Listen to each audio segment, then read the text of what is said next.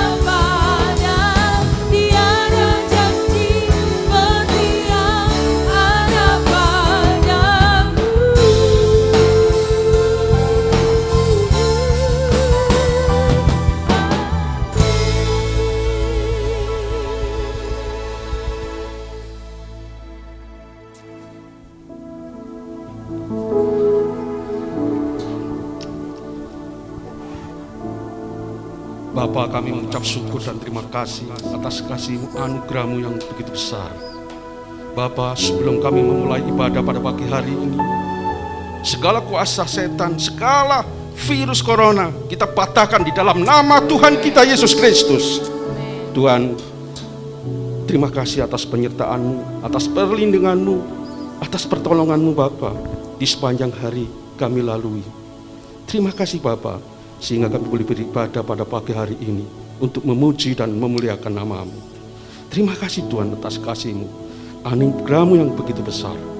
Bapa, sertai pimpin ibadah ini Bapa dari awal, pertengahan hingga akhirnya. Dan urapi kami semuanya Bapa dengan Roh Kudus-Mu, sehingga ibadah kami boleh berkenan di hadapan-Mu. Terima kasih Bapa, hanya di dalam nama Tuhan Yesus Kristus kami beralaskan doa kami. Haleluya. Amin. Shalom. Bapak Ibu yang di tempat ini dan ada di rumah, saya ajak semua untuk berdiri. Karena kita mau mengangkat tangan kita mau bersorak-sorai. Allah kita adalah Allah yang layak dipuji. Amin. Angkatlah suaramu.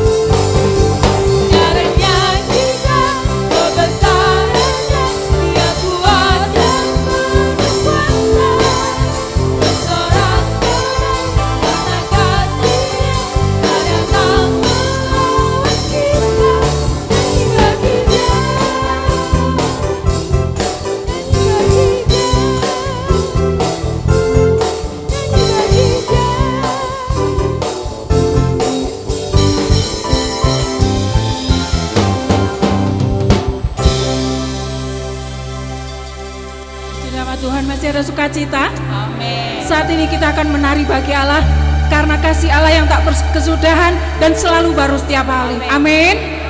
Kita yang siap menari bagi Allah, mari. Kasih Allah tak berkesudahan.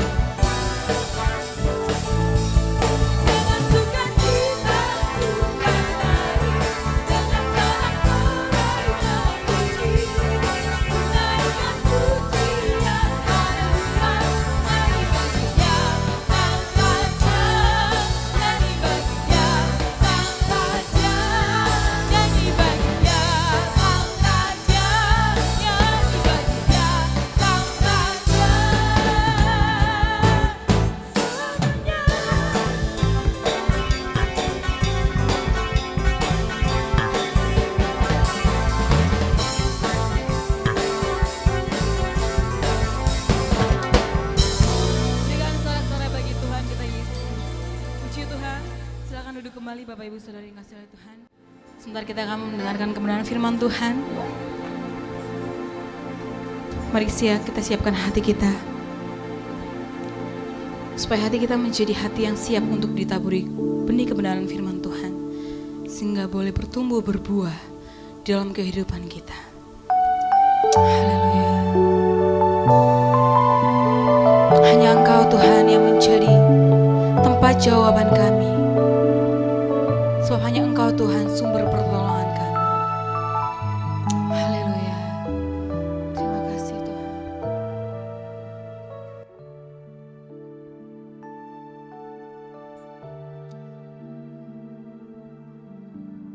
Telah buktikan cintamu padaku, kau membayarku dengan hidupmu, ku bersyukur. Yang ada padaku semuanya milikmu, ku persembahkan seluruh hidupku di mezbamu. Hanya Engkau Tuhan. Hanya Kau yang menjadi tempat jawaban. Hanya Kau tempatku berharap. Berjalan bersamamu, ku takkan goyah, sebab tangan kasih-Mu tersedia bagiku.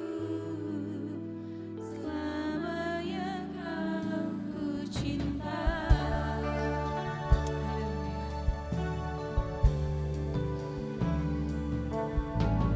Telah buktikan cintamu padaku, kau membayarku dengan hidupmu, ku bersyukur.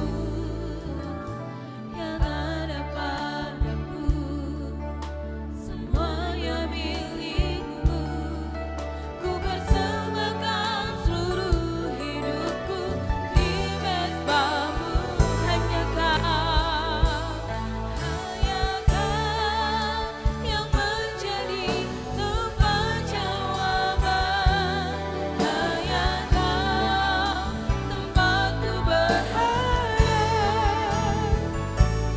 Berjalan bersamamu, ku takkan goyah, sebab tangan kasih-Mu tersedia bagiku. Selamanya Kau ku cinta.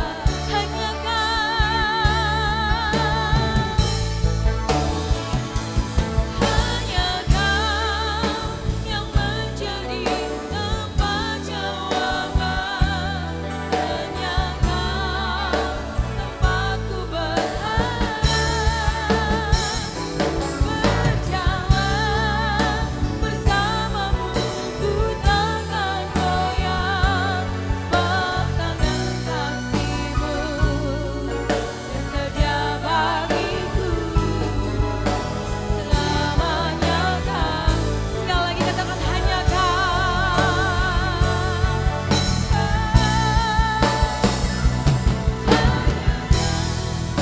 yang menjadi tempat jawaban. Hanya Kau tempatku berharap. Berjalan bersamamu, ku takkan goyah, sebab tangan kasih-Mu tersedia bagiku. Selamanya Kau ku cinta. Selamanya Kau ku cinta. Selamanya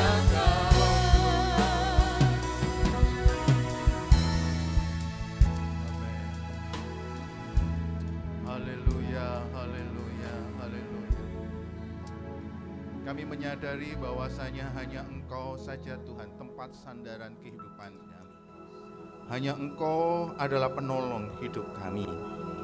Kami hanya berharap kepadamu saja, karena hidup kami sungguh-sungguh bergantung kepadamu. Masa depan kami tidak tahu, tapi yang kami tahu Engkau menyertai dalam setiap langkah-langkah hidup kami. Sama seperti kebenaran firman-Mu yang mengatakan Engkau tidak pernah Tuhan sekali-kali meninggalkan kami. Dan Engkau juga tidak pernah sekali-kali Tuhan membiarkan kami.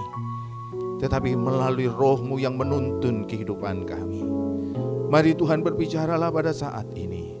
Roh Tuhan urapi hamba-Mu dan urapi kami semuanya. Dan di dalam nama Tuhan Yesus kami mempercayakan kebenaran firman-Mu. Dalam nama Yesus, haleluya. Amin. Puji Tuhan. Shalom. Ada sukacita? Haleluya, puji Tuhan, saudara-saudara. Hari ini saya ingin menyampaikan satu kebenaran firman Tuhan. Minggu yang lalu saya menyampaikan bagaimana satu kebenaran firman Tuhan di mana judulnya yaitu badai pasti berlalu. Kita hidup pada saat ini bersama-sama dengan pandemi COVID-19. Itu adalah seperti badai di dalam kehidupan manusia. Ya, pada tahun 2020 tidak ada yang menyangka ada pandemi, ya, ada wabah penyakit COVID-19. Tetapi saudara-saudara, yang kita tahu adalah memang kita tidak tahu pasti kapan pandemi ini berakhir. Tetapi firman Tuhan dalam minggu yang lalu mengatakan yang kita tahu bahwasanya Tuhan tetap menyertai saya dan saudara.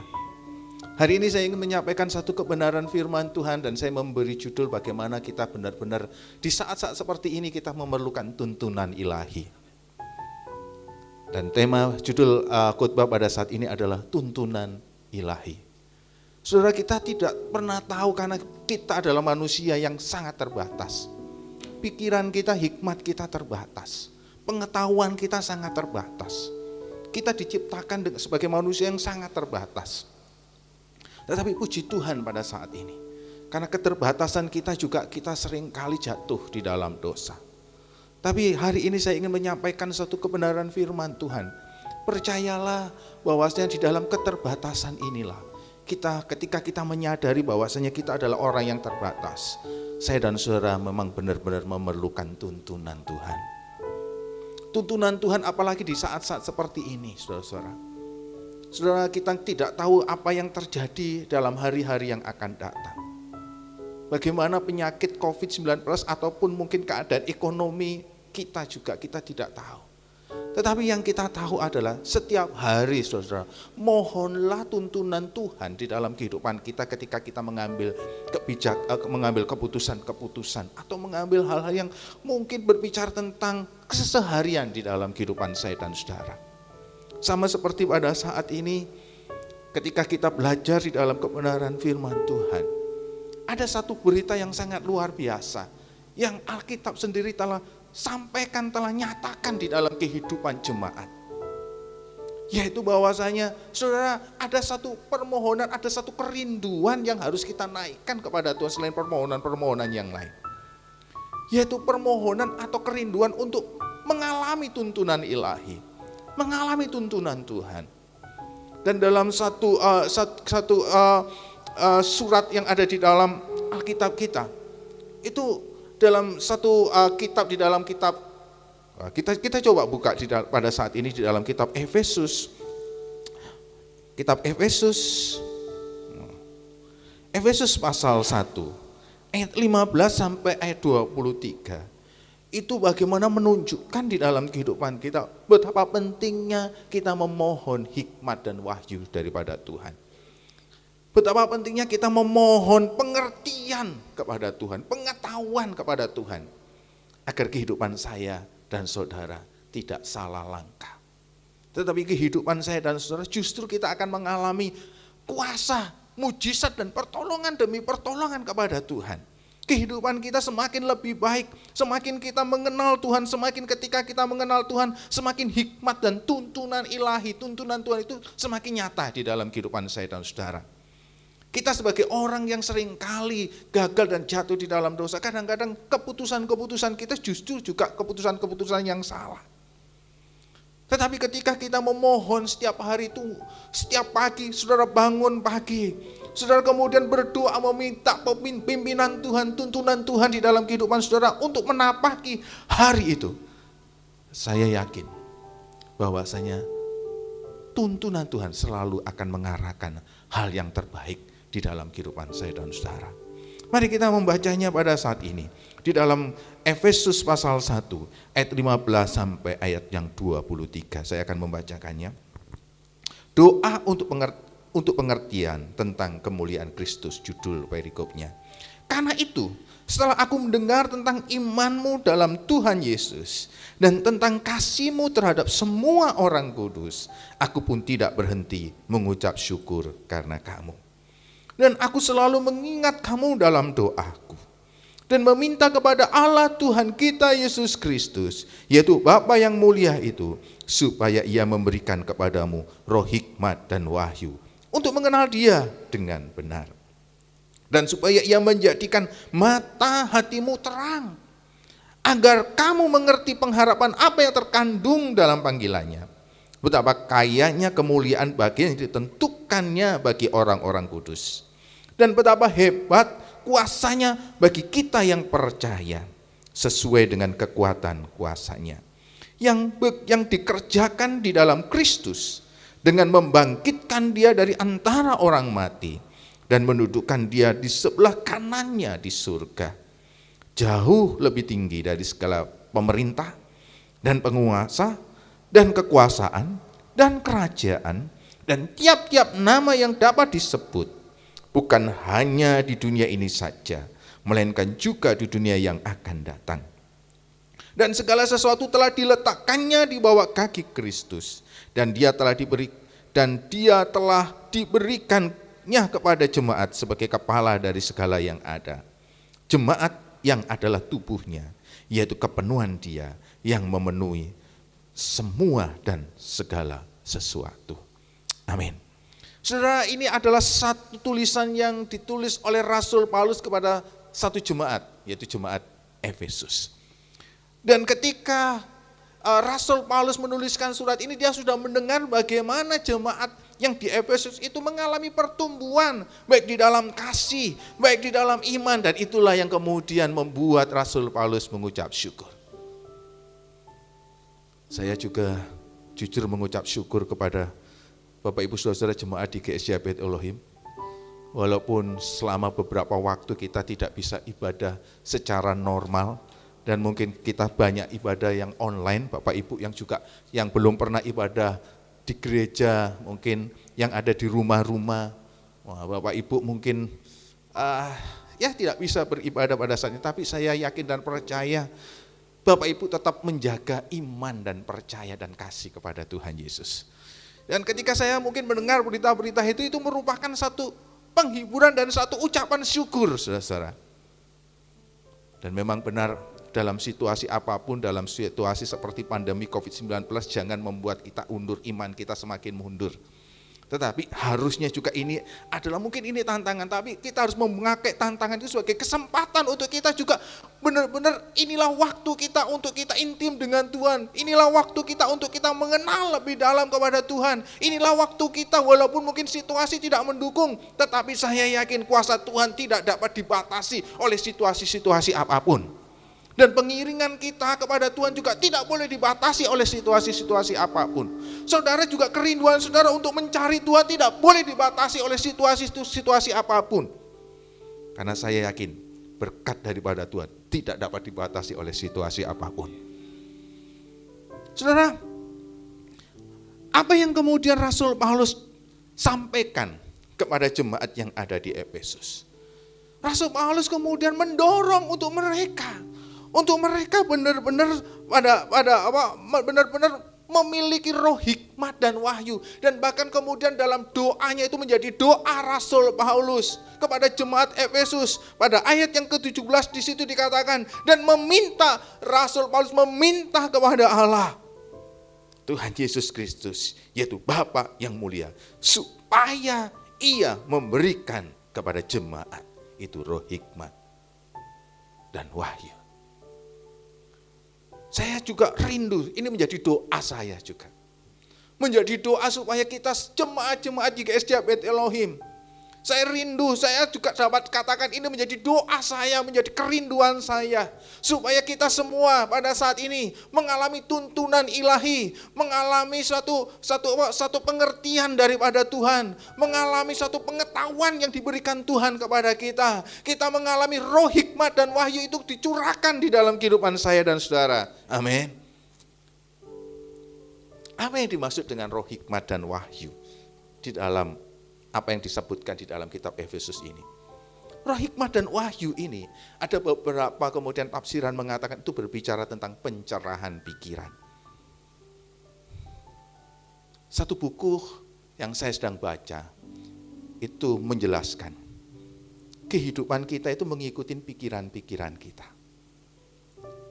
Pikiran-pikiran kita itu yang membentuk kehidupan saya dan saudara.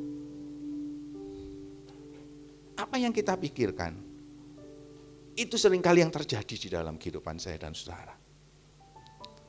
Kalau saudara memikirkan hal-hal yang penuh dengan sukacita, sukacita itu akan ada dalam hidup saudara. Kalau saudara selalu memikirkan hal-hal tentang keluhan-keluhan, saudara juga akan menjadi orang yang suka mengeluh. Kalau saudara, apa yang ada di dalam pikiran saudara ada hal berbicara tentang hal-hal yang mendatangkan damai sejahtera, maka damai sejahtera itu ada dalam pikiran, dalam hidup saudara. Karena kehidupan kita itu dibentuk oleh pikiran-pikiran kita. Pikiran-pikiran kita itu yang kadang-kadang yang membentuk kehidupan saya dan saudara. Makanya Rasul Paulus menyadari akan hal itu. Rasul Paulus kemudian berdoa, kiranya kita diberikan pencerahan, jemaat di Efesus diberikan pencerahan pikiran. Dan ini juga menjadi doa saya, supaya kita juga diberikan pencerahan pikiran. Dan apa yang dimaksud dengan pencerahan pikiran? Pencerahan pikiran itu berbicara tentang pengetahuan yang semakin bertambah, yang dapat digunakan sehari-hari untuk dapat menjadi pengalaman yang berguna dalam hidup kita sehari-hari. Pengetahuan kita semakin bertambah akan kehidupan ini. Pengetahuan kita akan bertambah untuk kita ketika kita menjalani pengalaman dalam hidup kita mengalami kemenangan demi kemenangan. Bukan kehidupan kita yang kemudian menjatuhkan hidup kita. Bukan kehidupan yang ada pada saat ini mengalahkan kehidupan kita. Yang menjadi kerinduan di dalam ayat ini adalah berbicara adalah bahwasanya pengetahuan kita kemudian akan mendatangkan kemenangan. Kita dapat menaklukkan kehidupan kita sehari-hari. Oleh karena itulah betapa pentingnya kita mengalami roh hikmat dan wahyu. Pencerahan pikiran. Tapi pencerahan pikiran itu pengetahuan kita yang bertambah di dalam kehidupan kita. Itu akan kita dapatkan ketika kita mengalami tuntunan ilahi, ketika kita hidup di dalam Yesus. Karena roh hikmat dan wahyu ini dalam ayat-ayat selanjutnya itu akan kita dapati di dalam Yesus Kristus. Mari saudara, setiap hari bangunlah hidup saudara dalam persekutuan yang erat dalam Yesus Kristus. Saudara bisa bayangkan hikmat Tuhan, hikmat yang daripada Tuhan Yesus, pengetahuan yang daripada Tuhan Yesus itu akan dicurahkan, ditambahkan di dalam hidup kita. Dan ketika hikmat yang daripada Tuhan Yesus dicurahkan, ditambahkan dalam hidup kita, saudara akan mengalami pencerahan pikiran. Beberapa penelitian mengatakan kebanyakan sakit penyakit itu dimulai dari pikiran. Orang kalau misalnya pikirannya nggak cerah, pikirannya penuh dengan galau, mudah kena sakit penyakit. Daya tahan atau imun tubuhnya itu semakin berkurang. Dengan ketika kita mengalami pencerahan pikiran kita, Tuhan akan memberikan pengetahuan-pengetahuan. Ketika pengetahuan-pengetahuan yang daripada Tuhan itu bertambah di dalam kehidupan saya dan saudara, apa yang terjadi? Kita dapat melihat betapa Tuhan itu sangat mengasihi saya dan saudara. Kemudian kita bisa melihat seperti ayat yang kemudian ayat yang selanjutnya itu mengatakan ketika pengetahuan atau roh hikmat wahyu daripada Tuhan Yesus diberikan kepada saya dan saudara, saudara akan menyadari, saudara akan melihat bahwasanya betapa hebat kuasanya. Yang kemudian kehebatan kuasa Tuhan itu ternyata itu diperuntukkan bagi saya dan saudara. Orang yang tidak mengalami pencerahan pikiran, orang Kristen yang tidak pernah mengalami pencerahan pikiran, selalu orang itu selalu dia menjadi orang-orang yang seperti apa? Waduh, hidup saya begitu berat, hidup saya siapa yang menolong, hidup saya kok seperti begini.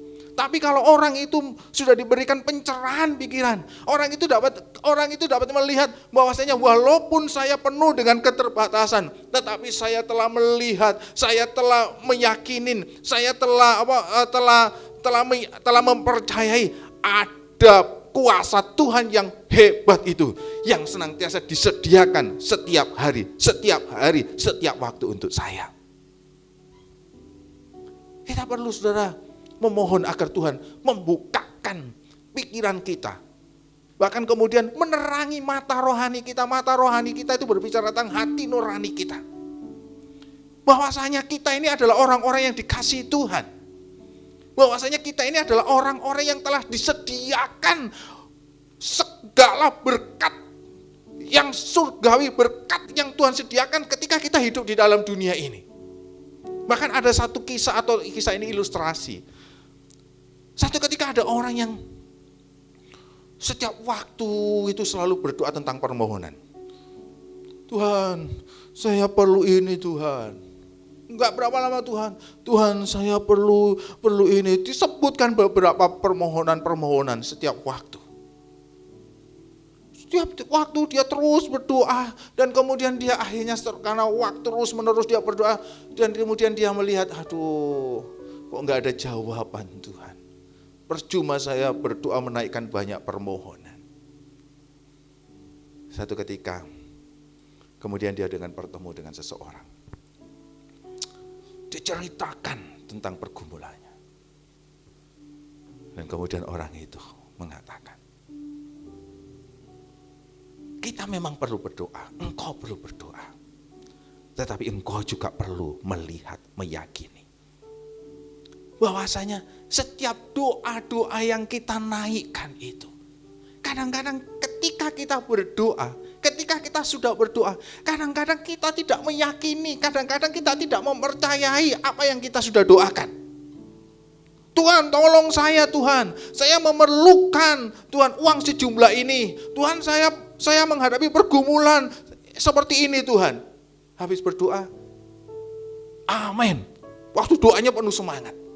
Waktu amin, timbul di dalam hati nurani kita, pikiran kita. Kira-kira dijawab apa enggak ya? Kira-kira bisa apa enggak ya? Kira-kira saya mendapatkan pertolongan apa enggak? Padahal kita sudah mendoakannya. Tetapi kemudian kita meragukannya. Nah, orang-orang inilah yang kemudian tidak dapat mendapatkan apa yang dia doakan. Tetapi ketika kita memohon pencerahan pikiran kita memohon agar mata rohani kita, hati nurani kita diberi terang, dibukakan.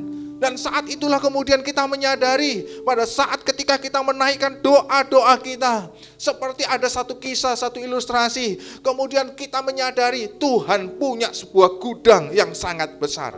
Dan gudang-gudang itu adalah berisi segala kebutuhan-kebutuhan kita. Setiap kita itu punya gudang yang disediakan oleh Tuhan. Dan gudang-gudang itu adalah hanya untuk kita, hanya untuk saya, saudara secara pribadi. Dan semua kebutuhan saudara itu ada di gudang itu. Tapi mengapa kita tidak pernah mendapatkannya? Karena kita tidak pernah benar-benar melihat betapa hebat kuasa Tuhan. Betapa hebat pertolongan Tuhan. Betapa luar biasanya berkat yang disediakan Tuhan bagi saya dan saudara. Itulah betapa pentingnya kita memohon pencerahan pikiran kita kepada Tuhan. Itulah betapa pentingnya kita memohon agar mata rohani kita, hati nurani kita dicerahkan, diterangi. Sehingga ketika kita berdoa, ketika kita kita menjalani kehidupan setiap hari di dalam kehidupan kita.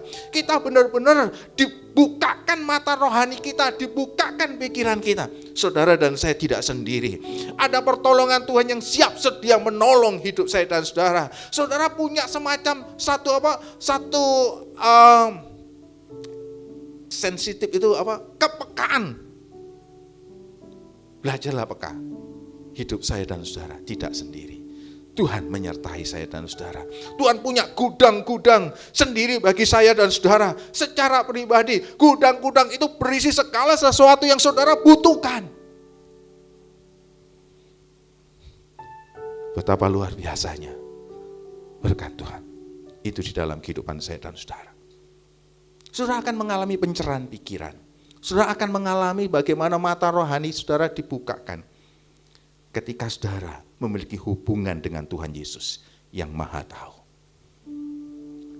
Dan kemudian oleh Roh Kudus itu kemudian akhirnya yang ada di dalam diri kita menjadi aktif di dalam diri kita.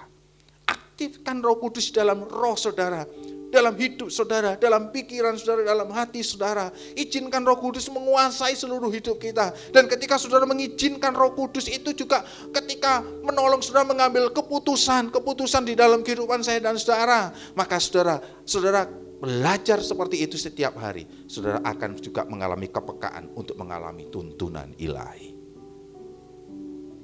Mungkin langkah yang pertama itu saudara mungkin bagaimana yang mengalami tuntunan ilahi? Kok saya gak merasakannya? Tapi percayalah, Roh Kudus seringkali berbicara di dalam hati nurani saudara.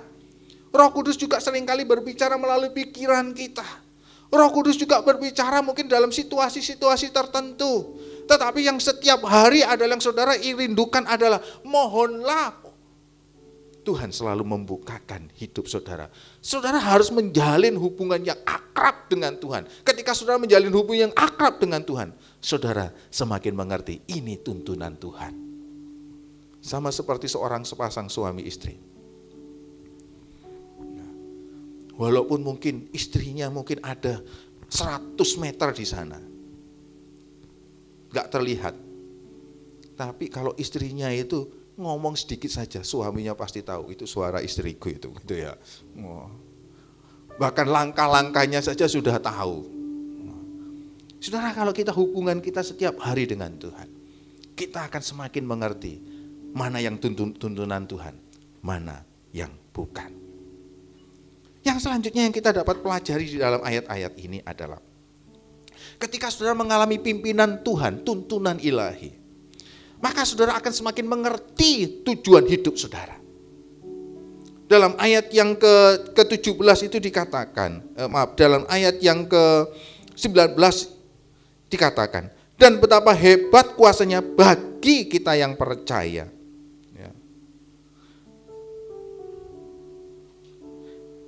Sesuai dengan kekuatan kuasanya yang dikerjakan dalam Kristus Yesus dengan membangkitkan dia dari orang mati dan menjudukkan dia dari sebelah kanan surgawi. Ayat 18. Dan supaya menjadikan mata hatimu terang, agar kamu mengerti pengharapan apa yang terkandung dalam panggilannya. Panggilannya berbicara tentang tujuan hidup kita. Waktu saudara benar-benar diberi pencerahan pikiran oleh Tuhan. Waktu saudara dibukakan mata rohani saudara oleh Tuhan, oleh roh Tuhan. Apa yang terjadi? Saudara akan dapat melihat tujuan hidup saya. Hidup saudara di hadapan Tuhan. Kegagalan kita manusia, orang percaya kepada Tuhan adalah kita tidak mengerti tujuan hidup kita.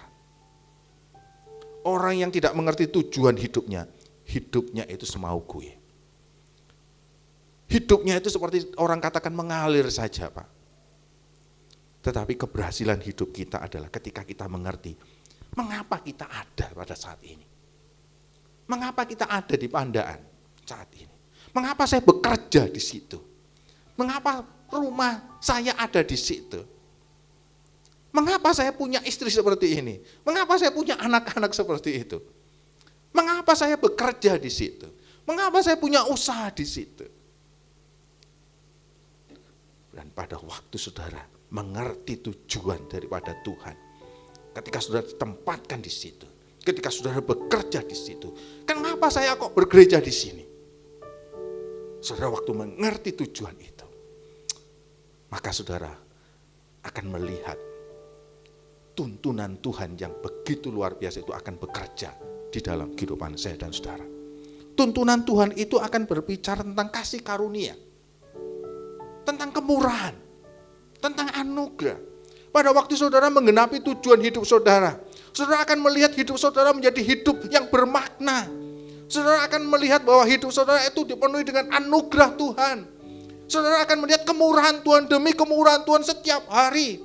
Saudara akan dipenuhi dengan satu kehidupan yang penuh dengan damai sejahtera setiap hari. Hidup saudara tidak terasa berat, selalu membuat galau, selalu membuat susah. Saudara mengalami kekalahan setiap hari karena saudara tidak hidup dalam tujuan yang Tuhan sedang rancangkan dalam hidup saudara.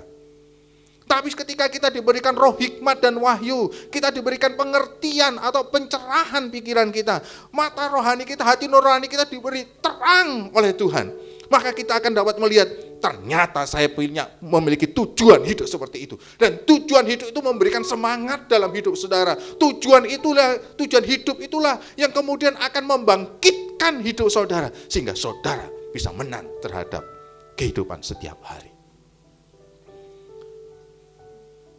Rindukan tuntunan ilahi saudara, supaya saudara melihat tujuan hidup saudara. Dan kemudian saudara-saudara, kalau saudara mengalami pencerahan pikiran, apa yang terjadi? Saudara akan dapat melihat betapa hebat, betapa kayanya, betapa besarnya kemuliaan berkat yang disediakan bagi saya dan saudara. Ayat yang tadi selanjutnya dikatakan, betapa kaya kemuliaan bagian yang ditentukan bagi orang-orang kudus. Saudara akan melihat Allah akan membentangkan semua kekayaan yang akan membuat kita berbahagia dan berharga. Orang yang mengalami tuntunan ilahi akan menyadari bahwasanya hidupnya berharga. Orang yang tidak mengalami tuntunan ilahi selalu mengatakan, percuma hidup saya tidak berharga. Saudara mengalami kefrustrasian setiap hari. Saudara mengalami kegagalan setiap hari. Tapi ketika saudara mengalami tuntunan ilahi, pencerahan pikiran, saudara mengalami bagaimana mata rohani saudara dibukakan, diberi terang, saudara akan melihat bahwasanya hidup saudara adalah sangat berharga. Saudara akan memandang hidup saudara itu sama seperti Tuhan memandang hidup kita. Dalam satu ayat dikatakan bahwasanya hidup kita ini berharga. Sampai kemudian saking berharganya itu seperti apa? Seperti Tuhan akan mau menjaga seperti biji matanya. Hidup saudara sangat berharga.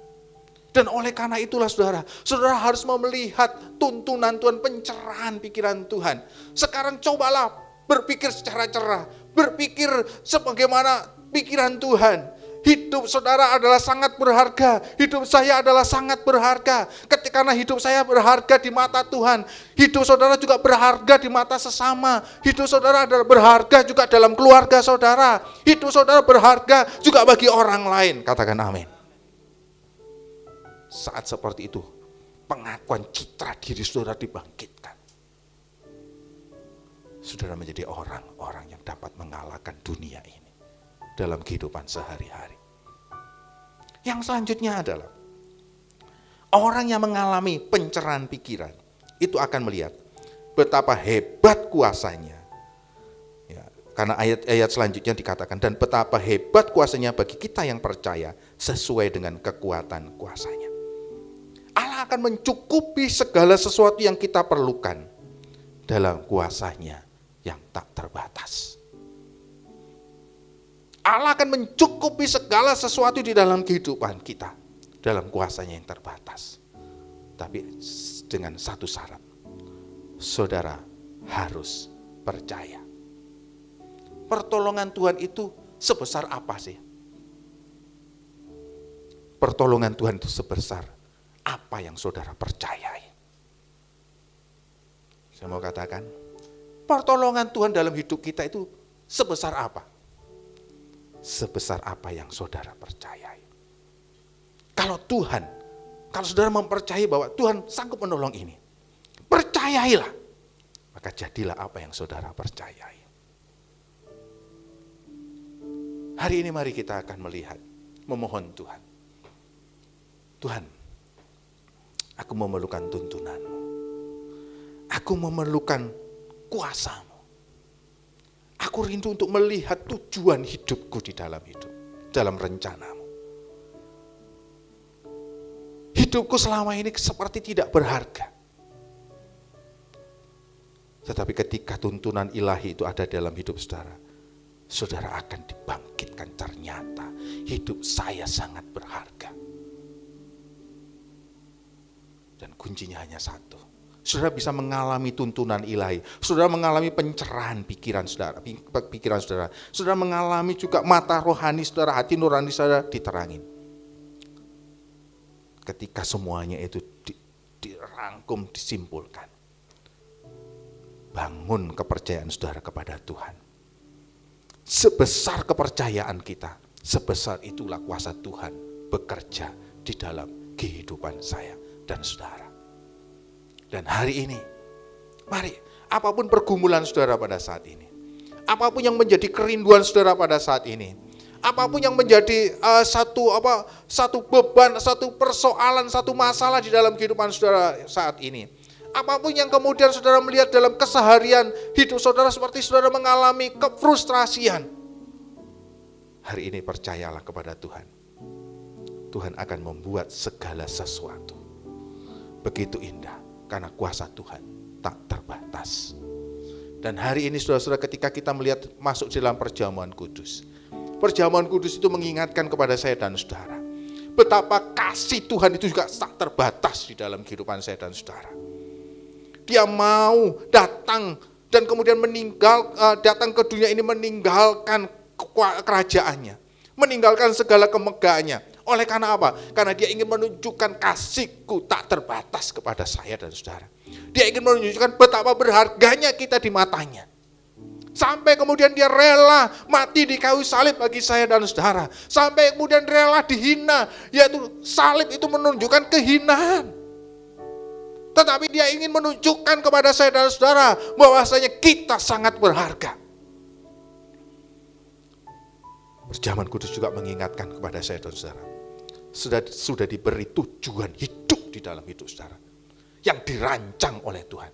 Dan tujuan hidup di dalam kehidupan saudara itu adalah tujuan untuk memberkati dan menjadi berkat.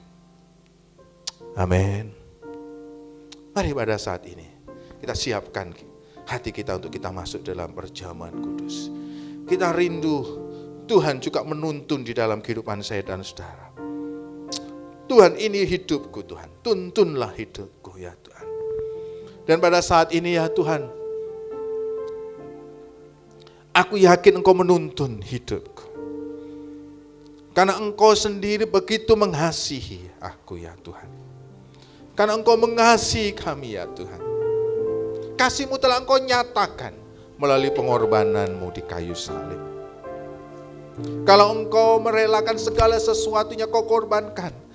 Dan aku yakin Engkau juga mau menuntun kehidupan kami. Berikan pencerahan pikiran kami. Bukalah hati nurani kami ya Tuhan. Supaya kami dapat melihat betapa hebat kuasa yang Engkau sediakan bagi kami ya Tuhan. Betapa hebat kasih yang Kau berikan kepada kami ya Tuhan. Ajarilah Tuhan kami tetap percaya bahwa setiap berkat-berkat itu disediakan bagi saya, bagi kami ya Tuhan. Kemanakah aku harus pergi ya Tuhan? Amin. Haleluya, haleluya, syukur. Amin, syukur. Amin, syukur. Haleluya.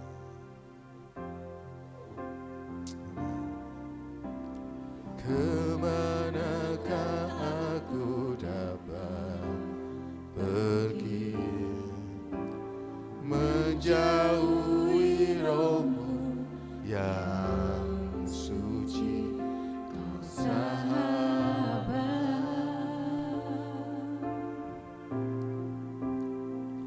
Dan kau dekat. Amin. Syukur. Bahkan seluruh pengabdianku tak bisa membalas kesetiaanmu, sungguh mulia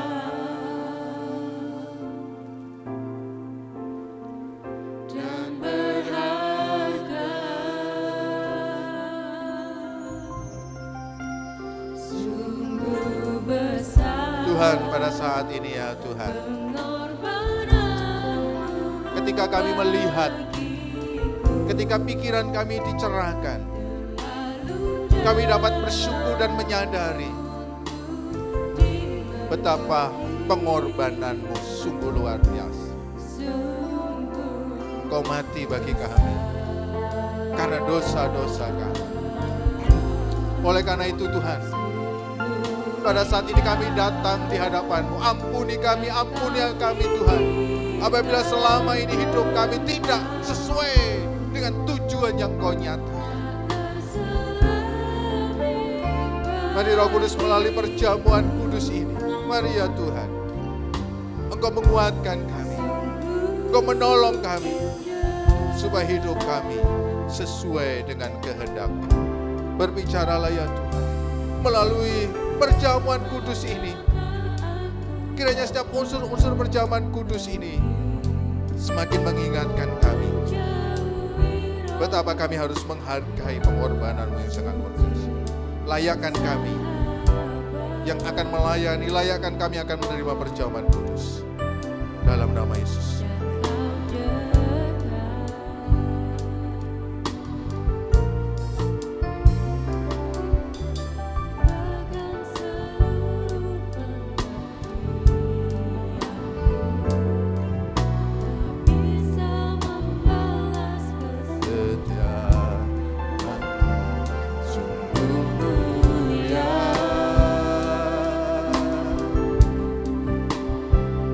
Dan berharga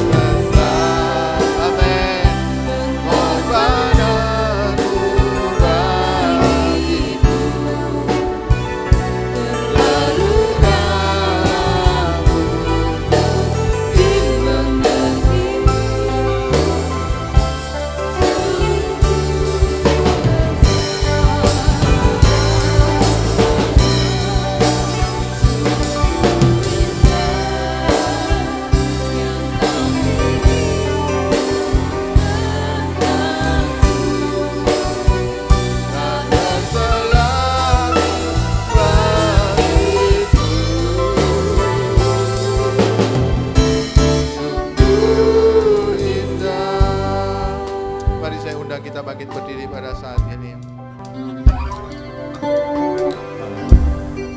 Mari kita mengangkat roti yang melambangkan tubuh Kristus. Tuhan, kami bersyukur pada saat ini.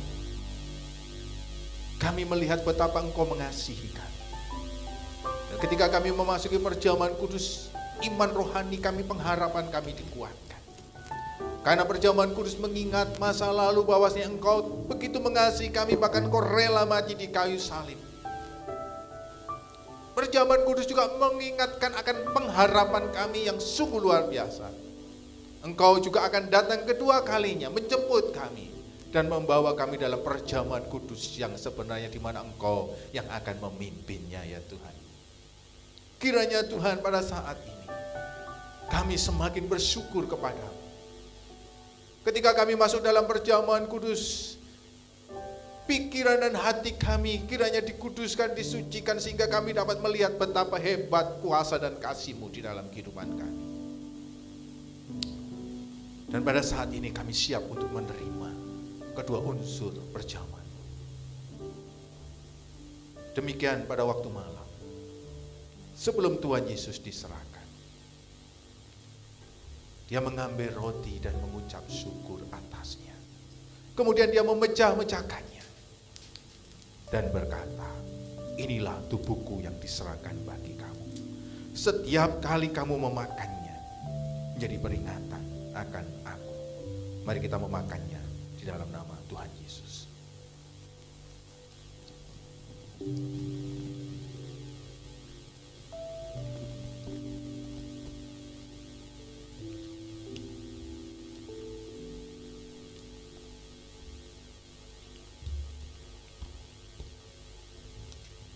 Mari kita mengangkat pada saat ini cawan yang berisi darah perjanjian Kristus. Darah Kristus telah dicurahkan, tetapi darahnya itu menjadi jaminan bagi saya dan saudara.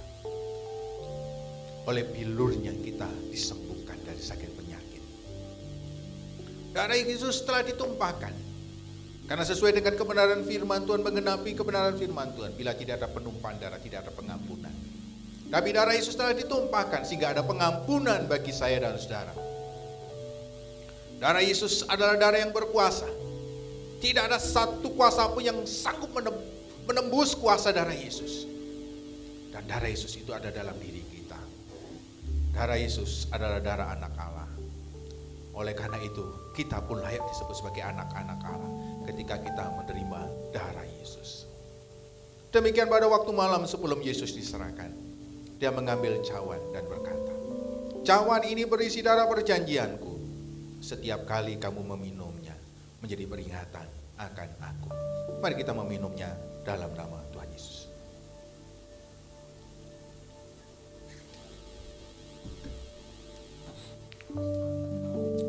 Mari kita mengucap syukur atas. Haleluya, terima kasih. Terima kasih ya Tuhan. Karena salib-Mu ku hidup, karena salib-Mu ku menang.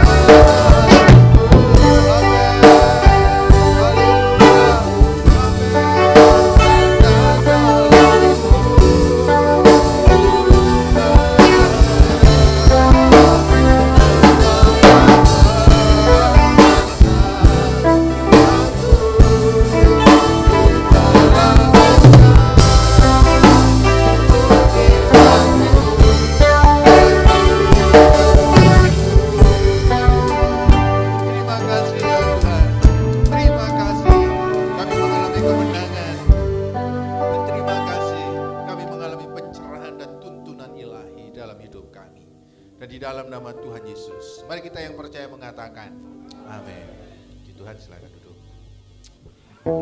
Mari kita akan siapkan persembahan kita. Bagi Bapak Ibu yang ada di rumah yang mau memberikan persembahan ataupun persembahan persepuluhan, bisa ditransfer di nomor rekening ya di bawah ini. Ya, di nomor rekening di bawah ini. Nah, nanti saya yang bertugas, saya undang untuk yang bertugas untuk pada pagi hari ini untuk maju ke depan. Ya. Nanti saya minta yang berdoa ya, Bu Lydia ya. Ya. Nanti setelah berdoa nyanyi apa? Aku diberkati, aku diberkati, aku diberkati, aku ya, yang lagu diberkati. Ya berdoa Bu Lydia. Terima kasih Tuhan buat segala berkat yang sudah Kau limpahkan untuk kami. Sebentar kami akan memberikan persembahan yang terbaik hanya untuk Engkau Tuhan. Engkau memberkati tangan-tangan yang sudah memberi dengan berlipat kali ganda. Tangan-tangan yang sudah memberi dengan tulus hati ya Bapa. Ini kerinduan kami Tuhan, memberi persembahan yang terbaik hanya untuk kemuliaan nama-Mu Tuhan. Kami siap memberi hanya di dalam nama Tuhan Yesus Kristus. Haleluya. Amin. Aku diberkati, aku dilimpahi, karena alasanku untuk menyediakan. Aku diberkati, aku dilimpahi, atas sempurna anugerah Tuhan bagiku. Sekali lagi, aku diberkati.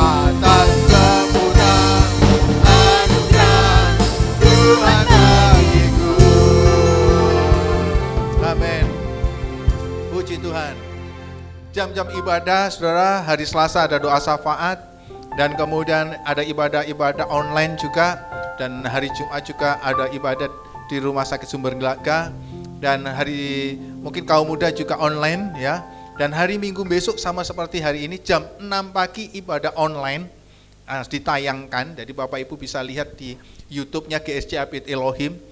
Jangan lupa subscribe juga ya dan like ya. Kemudian dan jam 9 ibadah new normal seperti ini.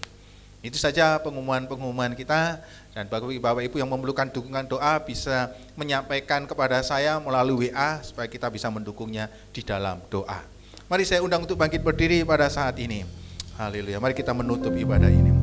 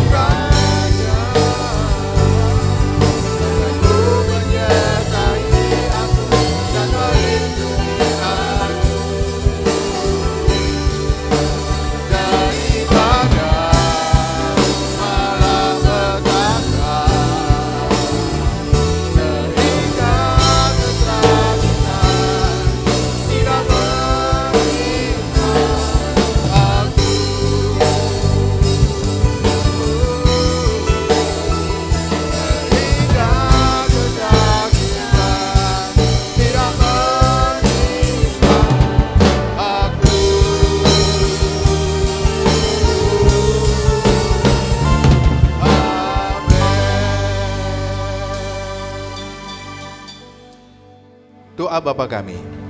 Bapa kami yang di surga, dikuduskanlah namamu, datanglah kerajaanmu, jadilah kehendak-mu di bumi seperti di surga.